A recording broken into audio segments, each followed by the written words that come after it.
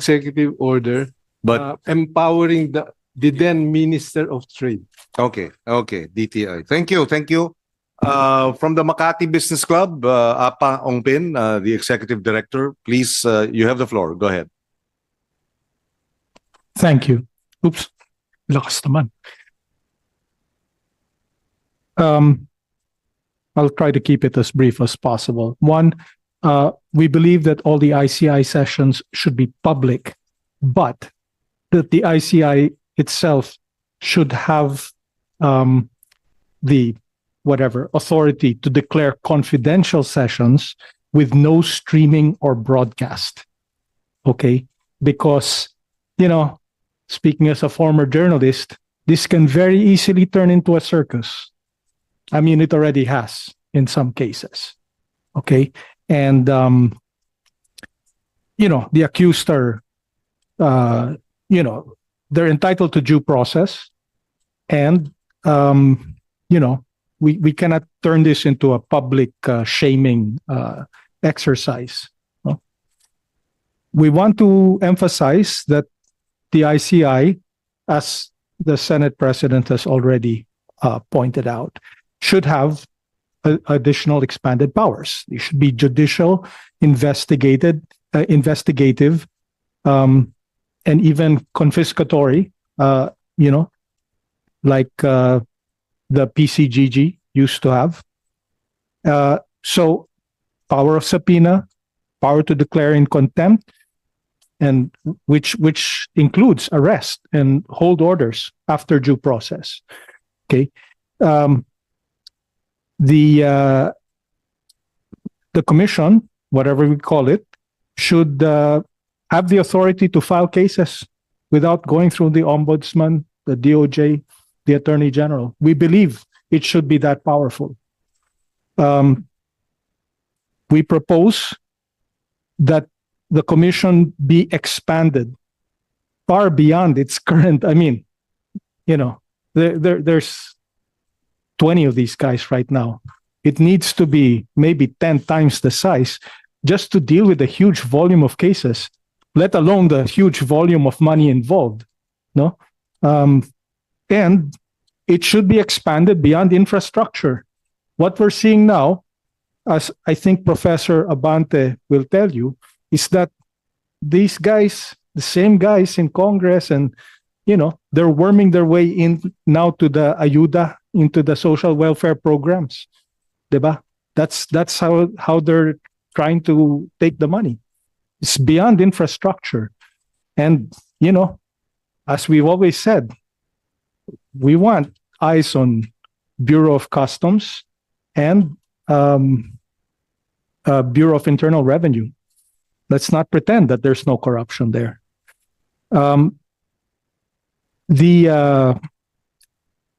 ICI or the group should have fiscal autonomy and security of tenure. I mean, in order to be really independent, okay? We believe that, and in fact, future appointments need to be approved by a wider group than just the president at this point. It's just the palace who's appointing people to this thing. No? And finally, we feel that,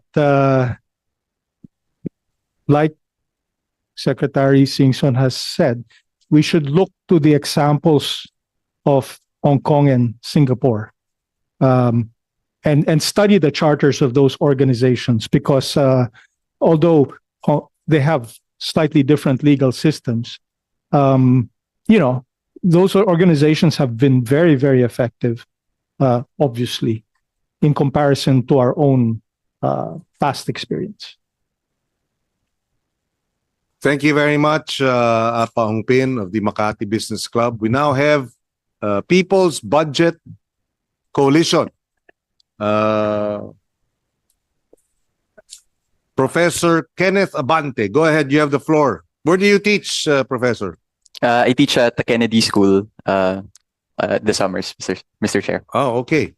My school. Yeah. Go ahead. Yes, sir. Mr. Chair, Senate President Soto, honorable members of the committee. We are the People's Budget Coalition. Kami po ay grupo ng more than 40 people's organizations and civil society organizations pushing for a transparent, participatory, and accountable budget process. Inaral po namin yung insertions and yung budget documents over the past 20 years. Allow us to share inputs po on what we've found. I think going directly to the subject of today's hearing, we in the People's Budget Coalition support the urgent passage of the Independent People's Commission Bill, empowering it with the powers of contempt, mandating that hearings be open by default unless there are critical meetings that need to be kept confidential, that it be given fiscal autonomy, and that it proactively disclose the tracking of cases pending before the judiciary related to cases of corruption. I was listening to Representative Chel Jokno's interview yesterday about some cases pending before the Sandigan Bayan aging 40 years, Mr. Chair. We think these are critical to be resolved.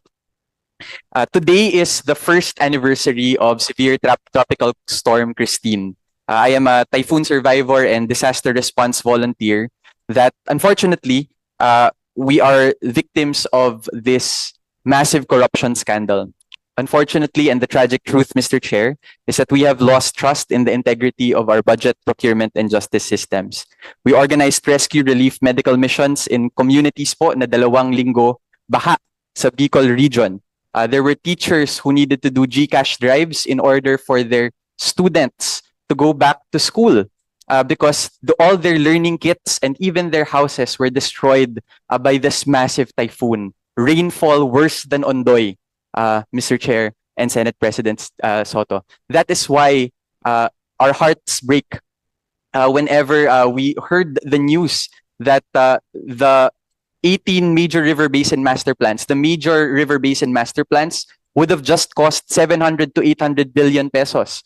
Pero po yung ginastos na sa flood control over the past 10 years ay around 1.7 trillion. Meaning, kung naayos po pala natin yung sistema ng pagplano, sana kami sa Bicol ay hindi binaha ng ganun kalala. Sana po ay ang mga teachers ay hindi nawalan ng mga bahay. Sana po ay hindi sana namatayan at nagkaroon ng serious injury yung aming mga kapwa Bicolano. So this Independent People's Commission Bill is to us an important cry for help and justice. It is one of the demands of more than 320 organizations and individuals, including Cardinal Ambo David and our bishops, calling for systemic reform after the flood control scandal. We will give you a copy of this statement, Mr. Chair, for the record, and calling for the elimination of pork patronage and opaque budgets in the House version of the budget. At least 256 billion pesos still in the House version of the budget, Mr. Chair. The people are angry. The people want justice. And one of the reasons why we're discussing the Independent People's Commission bill is because in our discussions, we lost trust in the previous ombudsman that was not able to file cases aggressively for those with highest crimes. We consider our justice system to have 2 tiers, one for the rich and one for the poor. Nauna pa pong makulong ang mga nagprotesta laban sa katiwalian kaysa sa mga tiwali. And lastly, Mr. Chair, we wanted to give the Commission and the committee a sense of proportion about the current flood control scandal. It is only a drop in the bucket, Mr. Chair. The Sumbong sa Pangulo website has around 547 billion pesos worth of flood control projects. Over the same time period, 2018 to 2025, around 1.2 trillion pesos po yung actual na flood control budget. So we have to ask, what happened to the rest of the half? Have these been completed? We need to know, and the people deserve to know.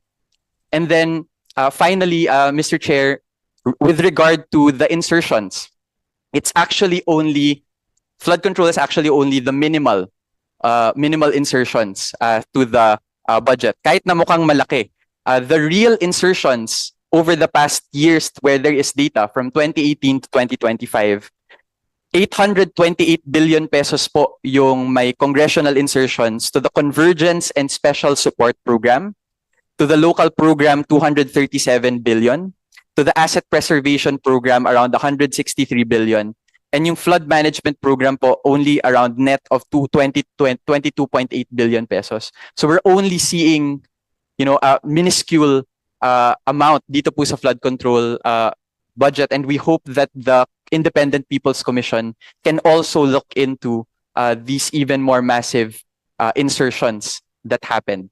We are happy to also share our findings about each of the reforms to the budget preparation, to the budget legislation, execution and accountability stage that we saw vulnerabilities of. But I will pause my statement for now, Mr. Chair, Senate President Soto. Magandang hapon po sa ating lahat.